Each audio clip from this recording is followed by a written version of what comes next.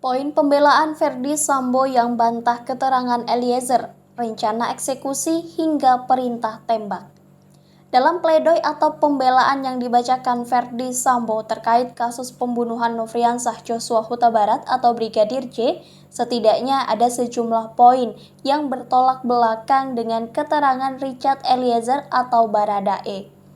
Diberitakan sebelumnya, Ferdy Sambo membacakan pledoi atau nota pembelaan dirinya dalam kasus pembunuhan berencana terhadap Nofriansah Joshua Huta Barat atau Brigadir J Selasa 24 Januari 2023 di Pengadilan Negeri atau PN Jakarta Selatan. Apa saja pernyataan dalam pledoi Ferdy Sambo yang membantah keterangan Richard Eliezer? Yang pertama, dalam pembelaannya, Ferdy Sambo menolak pengakuan Richard Eliezer sebagai terdakwa eksekutor yang menyampaikan bahwa perencanaan pembunuhan itu sudah dilakukan di rumah Saguling 329 beberapa saat sebelum penembakan di Duren 346. Yang kedua, Ferdy Sambo juga menolak pengakuan Richard tentang perencanaan pembunuhan di Saguling 329 itu dengan cara memberikan perintah menembak. Menurut Richard Eliezer sebelumnya, Sambo sempat memberikan satu kotak amunisi peluru 9 mm untuk menembak Brigadir J. Yang ketiga, Ferdy Sambo juga membantah cerita Richard tentang adanya pembicaraan dengan Putri Chandrawati tentang pengamanan CCTV dan penggunaan sarung tangan hitam adalah tak benar. Menurut Ferdy Sambo, pengakuan Eliezer tersebut tak dapat dibenarkan, bukan cuma karena pengakuan adanya perencanaan tersebut tak dapat dibuktikan, tetapi kesaksian Eliezer tersebut benar-benar dari hasil cerita yang tak pernah terjadi.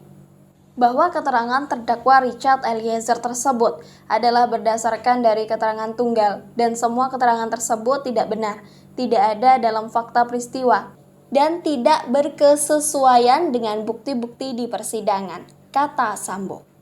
Bahwa sejak awal saya tidak merencanakan pembunuhan terhadap korban Joshua karena peristiwa tersebut terjadi begitu cepat dan diliputi emosi mengingat hancurnya martabat saya, juga istri saya yang telah menjadi korban pelecehan Joshua, kata Sambo.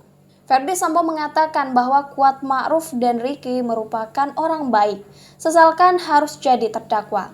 Pernyataan tersebut disampaikan Ferdy Sambo dalam sidang lanjutan agenda pledoi di Pengadilan Negeri Jakarta Selatan pada Selasa 24 Januari 2023. Saya sungguh menyesali bahwa peristiwa yang terjadi terhadap almarhum Joshua telah menyeret mereka yang tidak terlibat dan tidak bersalah ke dalam ruang persidangan pidana, kata Ferdy Sambo di persidangan.